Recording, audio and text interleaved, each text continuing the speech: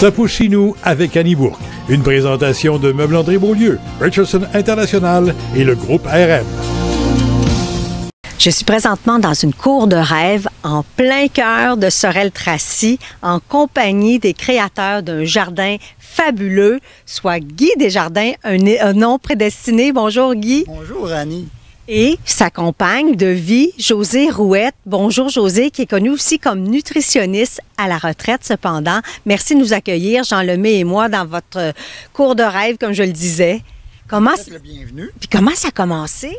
En fait, on a acheté la maison en 84 et en 85, on a commencé à faire un potager. Il faut dire qu'on vient de familles où les potagers sont importants. Nos grands-parents, nos parents avaient des potagers, ça fait qu'on a décidé de continuer la tradition. On adore ça, faire ça ensemble.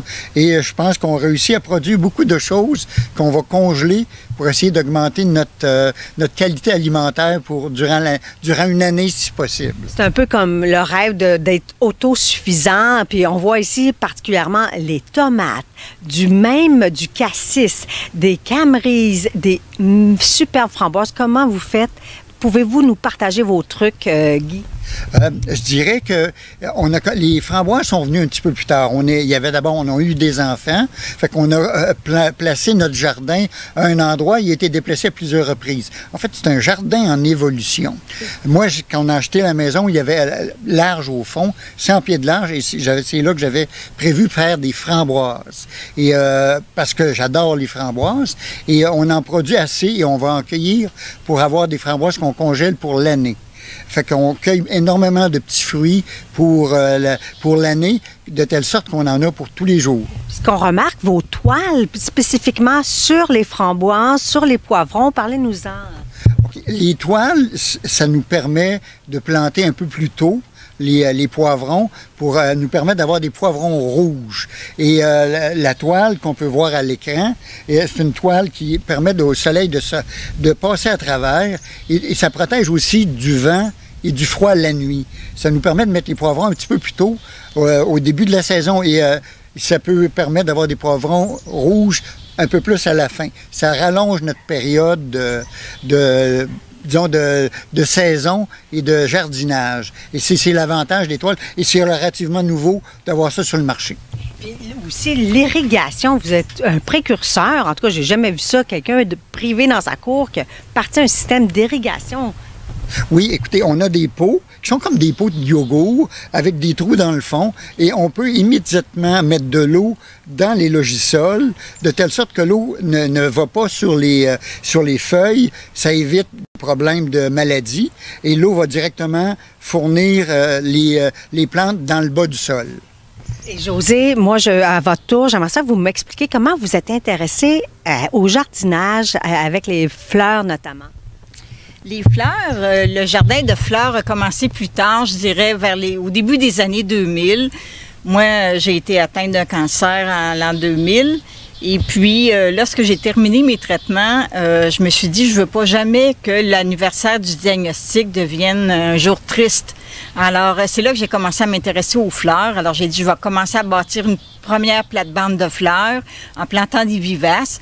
À ce moment-là, je me suis dit, quand on plante des vivaces puis qu'ils reprennent au printemps, bien, c'est la vie qui reprend. Ça va plutôt me rappeler, bien, c'est un an de vie de plus que j'ai en survie de plus. Alors, bien, ça a commencé par une petite plate-bande, puis graduellement, il y en a eu une deuxième, une troisième, puis finalement, c'est devenu plusieurs plates-bandes matures maintenant qui ont évolué au cours de ces années-là. De quoi vous êtes le plus fiers, tous les deux, là? Moi, je dirais que c'est parce qu'on a un jardin qui a évolué dépendant des circonstances. Il faut s'adapter.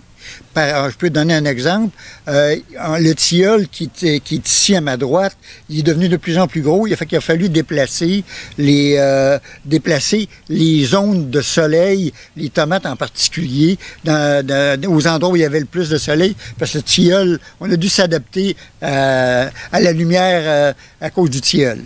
En terminant, Josée, vous avez une passion pour les fines herbes. Comment on fait pour les conserver? Bien, d'abord, il faut les cueillir au bon moment. Le meilleur moment, c'est quand ils commencent à fleurir. On voit ici les fleurs de menthe qui commencent à sortir parce que c'est là que la concentration en huile essentielle est au maximum. Alors, on les cueille de préférence tôt le matin. Et puis, on fait les petits... Moi, je rassemble en 3 ou 4 tiges et je mets un petit élastique autour. Je vais le refaire parce qu'il est cassé. Et puis vous l'accrochez? Oui, parce que ça permet, lorsqu'elle sèche, la tige réduit un peu à cause du séchage. Puis je l'accroche tout simplement après le cintre à partir du élastique. C'est très facile après ça de le décrocher. Dans un endroit où? Dans un endroit chaud, bien aéré, sec. Je prends souvent un garde-robe. Ils sont sur un support dans un garde-robe. C'est très facile après ça de les détacher quand ils sont secs. Puis le thym, c'est important aussi pour la santé, là. Bien, le thym, moi, je trouve ça avantageux parce que ça peut remplacer le sel dans des recettes pour ceux qui n'ont pas le droit de prendre du sel. Par exemple, les gens qui ont des problèmes cardiaques. C'est absolument fantastique d'être ici. On relaxe, un moment divin qu'on vient de passer en votre compagnie. Merci Josée, merci Guy Desjardins de nous avoir accueillis chez vous aujourd'hui. Et pour les auditeurs, on vous donne des bons trucs pour commencer, des bons livres. On vous souhaite bon jardinage. Ça pousse chez nous avec Annie Bourque vous a été présenté par Meubles André Beaulieu, Richardson International et le groupe RM.